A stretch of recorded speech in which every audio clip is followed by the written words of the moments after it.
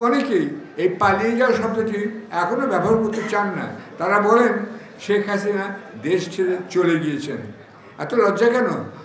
সত্য কথাটা বলতে ওই শৈলিনীকে আমি million million billion billion trillion trillion ধিক্কার জানাই। দুর্বিনীত, অশালীন, অমার্জিত, অসভ্য, অত্যাচারী স্বৈরশাসককে দেশ ছেড়ে পালিয়ে যেতে হয়েছে।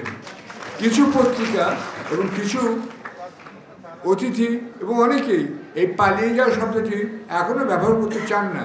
তারা বলেন শেখ হাসিনা দেশ ছেড়ে চলে গিয়েছেন। এত লজ্জা কেন?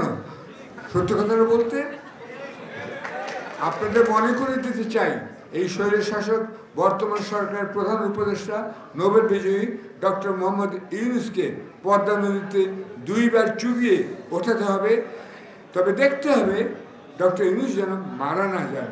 এরপরেই সেই শৈলিনী বলেছিলেন খালেদা জিয়াকে পদ্মায় টুস করে ফেলে দিতে। তাকে আবার তুলে নেওয়ার কথা তিনি কিন্তু বলেননি তখন। অর্থাৎ ম্যাডাম খালেদা জিয়াকে তিনি তখনই সরাসরি হত্যার উস্কানি দিয়েছিলেন। শিয়া বাটার ও ভিটামিন ই সমৃদ্ধ lily glam beauty soap. Lily, always beautiful.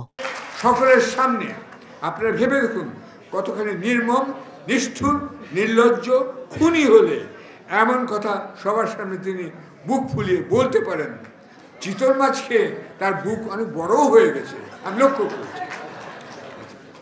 তিনি তারেক রহমানকে পর্দায় ডোবানোর কথা বলতে পারেননি, কারণ অজ্ঞ ও মূর্খ শেখ পরিবারের সন্তান এই মহিলাটি অন্তত এটুকু জানেন যে তারেক রহমান থাকেন লন্ডনে টেমস নদীর তীরে। ওই শৈলিনীকে আমি million million billion billion trillion trillion ধিক্কার জানাই। আপনারাও জানাবেন।